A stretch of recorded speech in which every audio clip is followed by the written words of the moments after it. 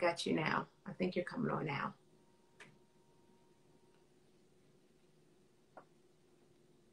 All right. There we go. Hey, Carlos. How you doing? I'm doing well. How are you doing today? I'm good. I'm great. I'm at the That's gym good. right now. So yeah.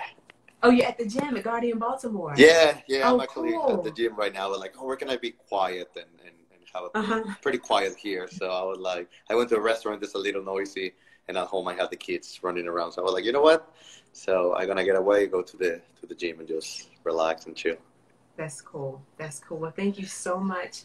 Everyone, thank you for joining Folk and Palate Live today. Today I have Carlos Raba on with us, and he is the partner of Bar Clavel, a taqueria and mezcaleria in Baltimore.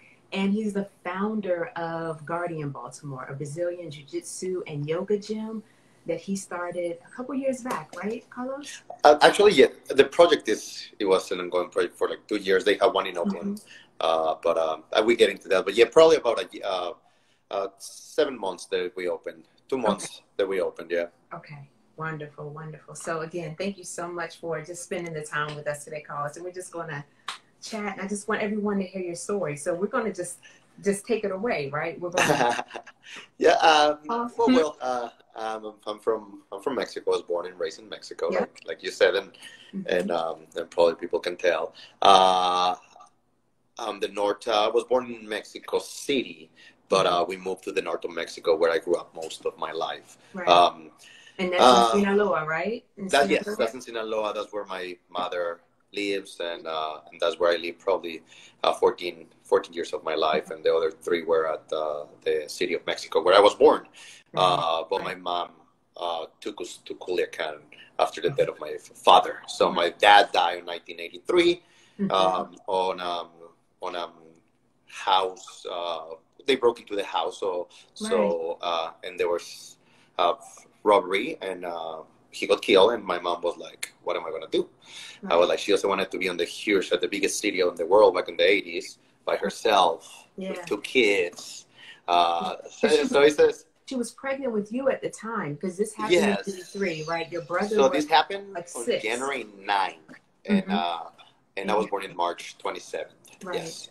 Right. So yeah, so yeah, it's pretty dramatic. Yeah. So she was like, "What am I gonna do? I don't want to be here by myself. This huge city. So the best thing for me is to go to my family, which was in Culiacan, where she has 4 sisters, and my grandmother lived there, and my Right. grandfather.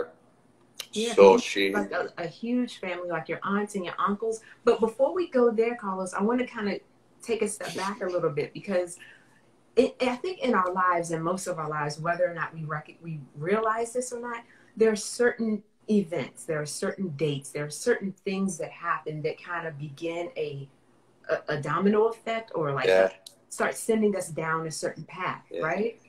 And I think that this particular date, January 9th in 1983, that was one of those dates, because with with everything that happened with the home invasion, with your father being murdered, and your mother deciding, okay, look, we're going to go back, we're going to go to Sinaloa. We have family there. We have our family foundation there. She was pregnant with you, and she had your older brother, to look after and to take care of. And that decision, for her to do that, and for you all to live there and be raised there for a great deal of your life, that I think that kind of had some effect on you, because you talked about the food and your uncle's cooking from the morning all day. So, and like, just give everyone a picture of so how you grew up when it was so there. when my mom moved to Mexico, there were 5 sisters with my mom Mhm. and my grandmother. They grew up together. The culture in the north of Mexico, where I'm from, Mhm. is very family oriented and family.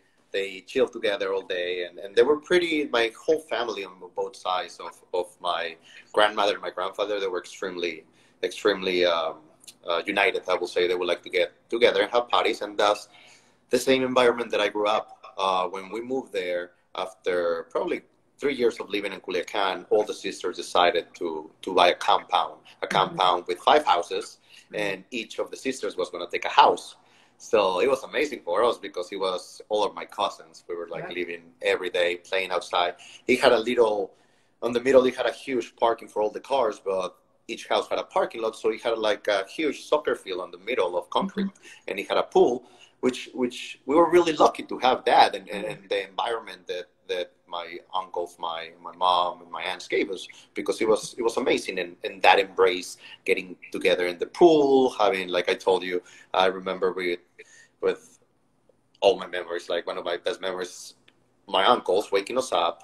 They will wake up. We were up like around 9. We were like play outside, and they were like around 11. They were like, okay, we're gonna go to the market, and then we'll go to the market. We will meet. One of my uncles will buy the shrimp, and the other will buy the meat, and we will come back, and they will start like peeling the shrimp, making a ceviche. And my uncles will drink beers. Sometimes they will put a fight of Julio Cesar Chavez, and they will, because it's back in the early 90s that boxing was big, and they will be all day just waiting for the fight, and people Right. join the party, and they will Uh-huh. become from 11 a.m. to like 3 in the morning. So That's, so you're talking about my grandmother, my aunts, all my cousins, uh-huh. friends of the family, and it was for until probably 2 years ago that my aunts started getting older, that it doesn't happen. So it was a tradition. So I was very lucky to be to be exposed to that, and then to see the side of the food too, because my uncles are extremely, two of them are extremely talented cooks. One of them is a chef, and he always cooked. He owned a restaurant with Jose Luis on the 80s in um, in Culiacan. Mhm. So it was always an environment of food, simple food, well made, because they were, see, they were do mariscos, ceviches, carne asadas, the tortilla de harina. One of my aunts will make it, and we will have it with the carne asada. Not nothing fancy, just stuff Right. that you will enjoy and will make you smile, and you will eat it and eat it, and and also expose me to different cookings of each